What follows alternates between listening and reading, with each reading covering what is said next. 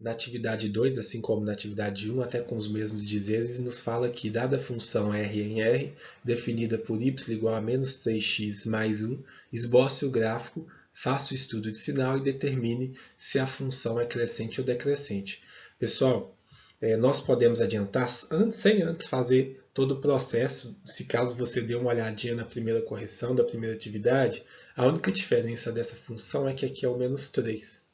Então, a diferença marcante dessa função e para da atividade 1 é que essa seria decrescente, só de olhar, porque como é que eu vou falar para vocês?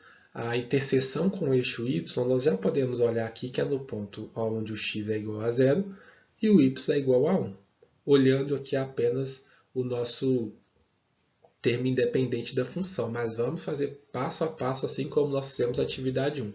Para isso, primeiro vamos reescrever a nossa função y igual a menos 3x mais 1, sendo y e x as variáveis, e o y a variável dependente, porque o x é variável independente, igual eu falei anteriormente.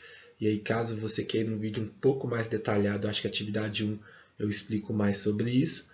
Então aqui nós poderíamos pegar quaisquer dois pontos, mas eu vou optar por pegar o ponto na onde o y é igual a 0 e o ponto na onde o x é igual a 0. Por quê?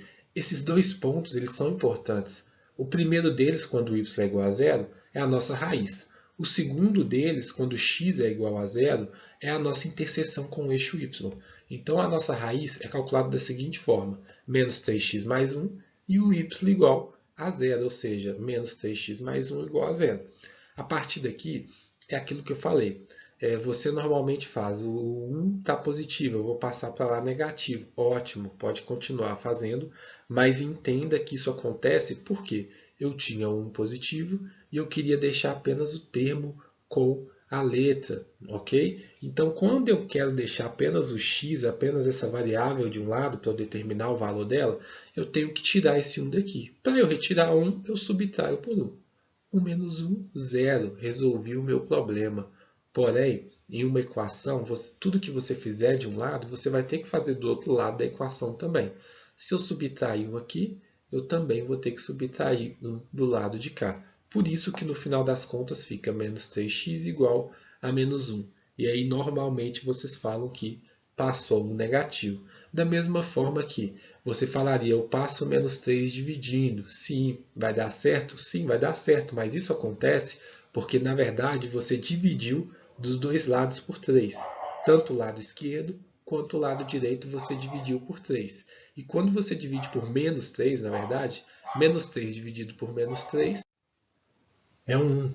Então, quando você dividiu menos 3 por menos 3, que deu 1, você simplesmente pode escrever x. Porque 1x, eu não preciso escrever 1, né, o coeficiente que está na frente dessa letra. Então, quando é menos 1 dividido por menos 3, eu sei que vai ficar positivo, porque menos dividido por menos é mais. E 1 dividido por 3, 0,333. A partir daí, eu marco esse ponto no nosso plano cartesiano. Novamente, o ponto já estava aqui, o plano veio depois, mas não tem problema. Então, do zero, que é a nossa origem, ele vai estar à direita, porque é positivo, e vai estar entre o 0 e 1. Aproximadamente aqui, não é preciso, mas é um local aproximado que já vai nos servir. Então, o nosso próximo passo é calcular o outro ponto, que eu vou substituir o x no lugar, o 0 no lugar do x, eu vou ter menos 3 vezes 0 mais 1. Menos 3 vezes 0 é 0, 0 mais 1 é 1, e y é igual a 1. Encontrei a outra coordenada, 0 e 1. Toda vez que eu encontrar a coordenada na qual x é igual a 0, repara, pessoal, o termo independente vai restar, porque ele não tem um x junto com ele. Então, todos os outros termos que tiverem x vão zerar e vai restar apenas o termo independente. Posso traçar uma reta entre esses dois pontos e aí sim fazer o estudo de sinais. Como que vai acontecer o estudo de sinais? Não reparem na cor que vai estar invertida, mas aqui vamos pensar no verde. Então, toda vez que o x for maior, né, que a nossa raiz, então deixa eu apagar aqui. Toda vez que o x for maior que a nossa raiz, olha o que vai acontecer. O y vai ser menor do que 0. Toda vez que isso acontecer. Por quê, pessoal? Olha só. Repara que desse ponto, que é a nossa raiz, para lá, sempre que você calcular um valor, a reta vai estar da parte de baixo. Então ela vai ser menor. Eu até falei maior porque eu lembrei do exercício 1, que é ao contrário, né? Mas nesse caso aqui ela vai ser menor.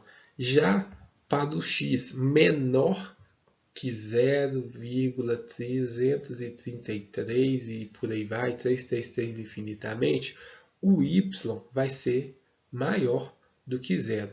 Então essa é uma das diferenças da nossa função. E quando o x for igual à nossa raiz, o y também vai ser igual a zero. Ele não vai ser igual a 0,333, pessoal. O y vai ser igual a zero.